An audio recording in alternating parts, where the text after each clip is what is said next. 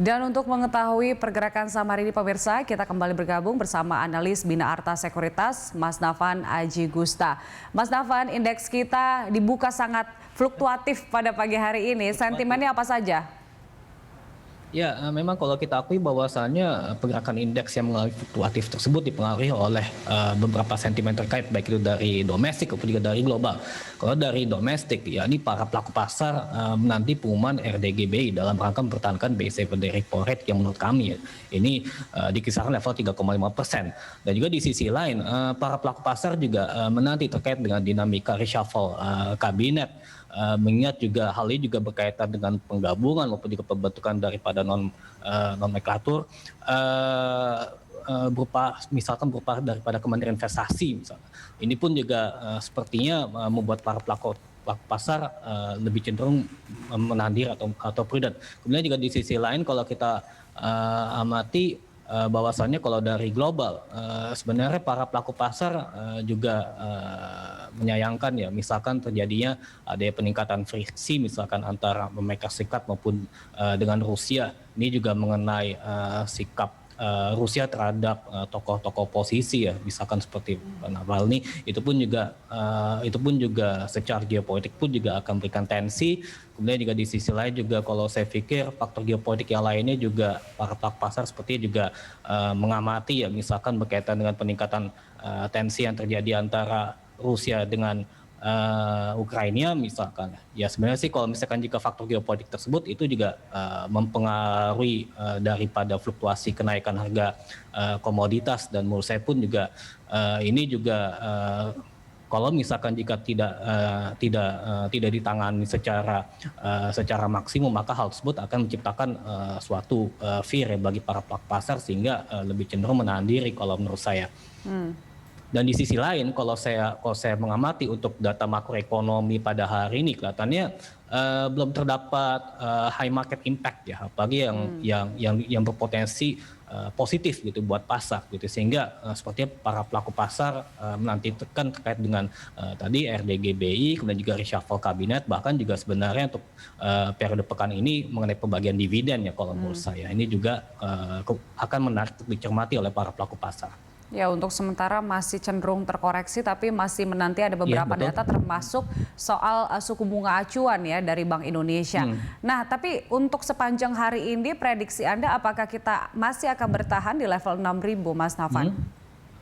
Ya, sebenarnya kalau dari sisi analisis teknikal untuk pergerakan indeks pada hari ini lebih cenderung koreksi ya mengingat pada daily chart ini terlihat pola bearish pin bar. Kalaupun level support yang hanya akan diuji oleh IISG kalau menurut saya hanya di level 6.027,60.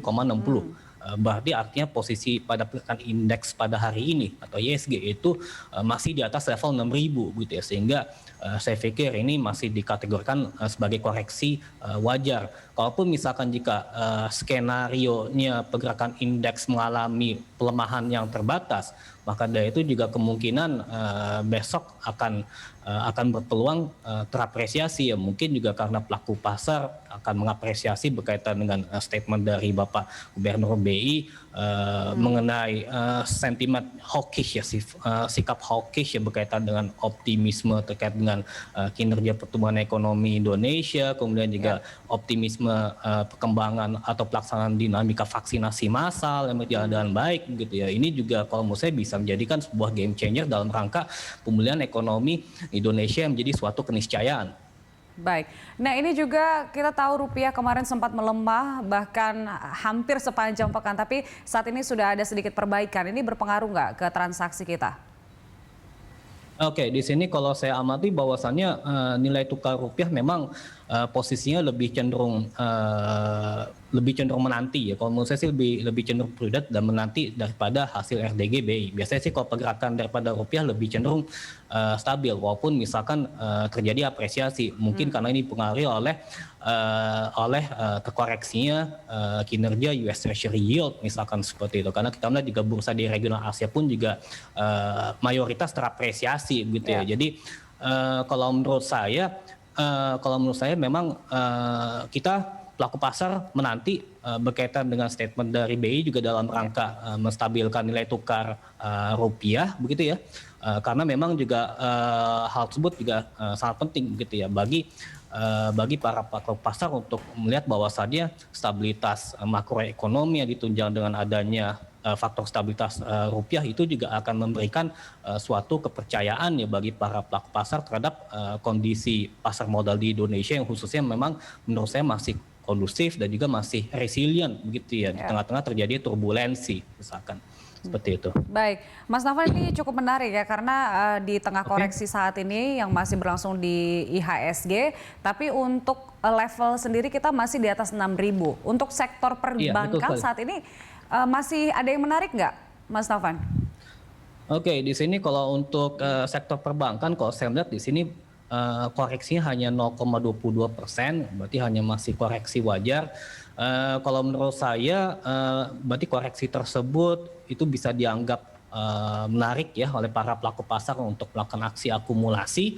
Kalau kita melihat dari tren pergerakan indeks finance maupun juga perbankan ya terutama ya Bank Bukopin yang bisa menjadi motor daripada pergerakan indeks di sektor financial pun juga indeks di IHSG pada umumnya itu selalu itu mengalami uptrend ya kalau misalkan jika kita melihat dari weekly, bahkan kalau bisa monthly ini juga masih konsisten. Berarti sebenarnya kalau secara jangka panjang sektor perbankan pun juga menarik menurut saya begitu karena adanya potensi terjadi peningkatan misalkan kinerja daripada pertumbuhan kredit misalkan, dan kita juga melihat pemulihan ekonomi ini juga sangat membantu sektor perbankan untuk meningkatkan ekspansi seperti itu. Baik, apa saja rekomendasi Anda dari Bank Bukopin ini? Oke, di sini yang menarik adalah Bank Mandiri misalkan, kemudian juga ada BCA, BRI, kemudian juga ada BNI ya. BNI juga kebetulan juga menariknya PBV-nya di bawah 1 kali. Jadi ini juga termasuk yang lebih menarik ya kalau di antara Bank Bukopin, walaupun sebenarnya secara umum Bank Bukopin itu bagus begitu kalau menurut saya. Baik. Itu dia untuk sektor perbankan. Kalau rekomendasi Anda dari sektor lain apa saja sepanjang hari ini, Mas Nafan?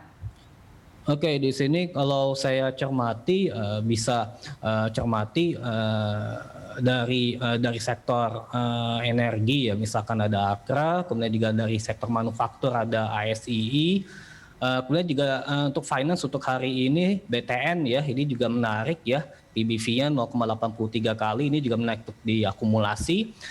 DSNG di sini PI-nya di bawah 15 kali, jadi cukup menarik dan bisa akumulasi. Berikutnya LPCK di sini PI-nya atau Lipo Cikarang ya 3,92 kali, ini sudah sangat ideal untuk melakukan akumulasi. Untuk infrastruktur tadi properti ini infrastruktur adalah Telkomsel. Telkomsel bisa akumulasi. Baik, itu dia beberapa rekomendasi dari beberapa sektor untuk sepanjang hari ini. Mas Nafan, terima kasih untuk informasinya. Pemirsa, analis Winata Sekuritas Nafan Aji Gusta.